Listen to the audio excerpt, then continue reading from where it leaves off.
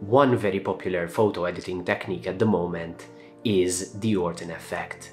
And the Orton Effect is a method by which we create a dreamy landscape by softening and making a bit more dreamy the highlights of the image without affecting the shadows and the darker parts of our image. And this can be achieved really easily in Lightroom Classic. So let's go ahead and take a look at how we can do this in a few simple steps.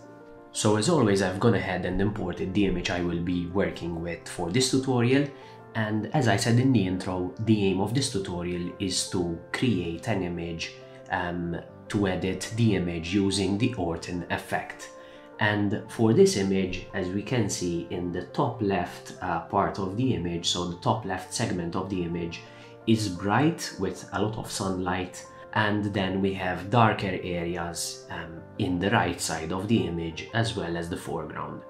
So our aim here is to diffuse and soften the bright areas while retaining and keeping as sharp as possible the darker parts of the image, and that's the aim of the Orton Effect.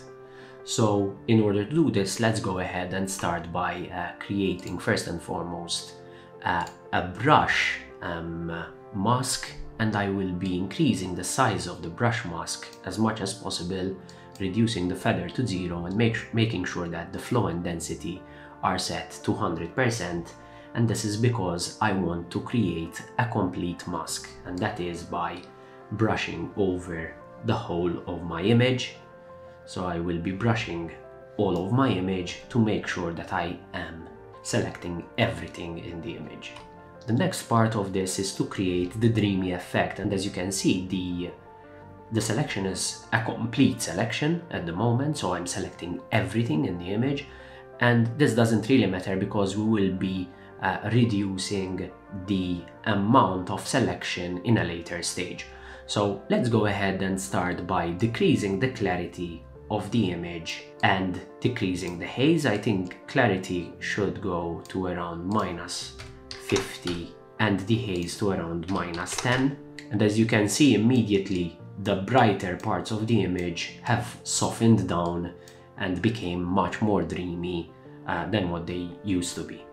And to counter this, I would like to increase texture by just a bit, let's say 5, to bring back some texture in this image. Now next part is to do some basic adjustments, and I will increase the exposure just slightly.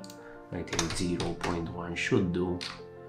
I will decrease the highlights because this bright area will be too bright if we do not decrease the highlights. I can increase the whites just slightly, and I can increase the contrast as well.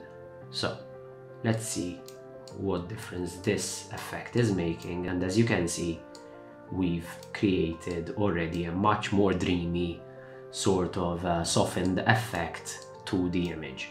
But now, in order to make sure that I'm not affecting the darker parts of the image, I will go ahead and click these 3 dots up here, intersect my mask with a luminance range, and this will allow me to select only the brighter parts of the image. So if I swipe this part of the slider down towards the right, as you can see, my selection will be only for the brighter parts of the image, and this selection should be fine because as you can see, I'm also selecting parts of the foreground which are these slopes where the light is practically hitting the slopes, and I think this would be a really nice addition to the contrast of the overall image. Let's disable the show overlay and let's see the difference that this selection is making now.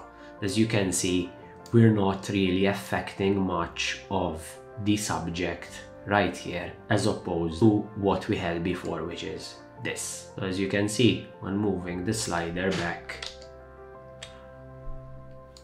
we have a much better selection now.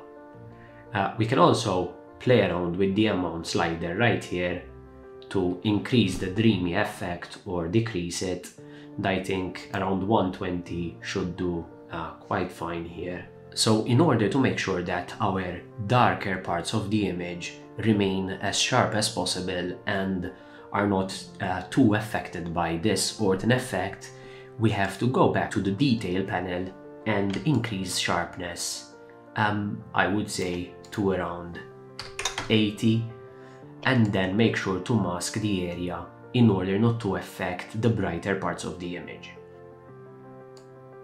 As you can see, we have sharpened the areas in the foreground without affecting the background right here. I think the last thing that remains for this image would be to create a small linear gradient in the foreground where I will be reducing the haze, so negative dehaze, negative clarity as well, and reducing the exposure slightly. You can also reduce shadows and blacks, and we can make this effect a bit more subtle by smoothing it out a bit, and this removes the center of attention from the main foreground and moves it a bit upwards towards our actual center of attention.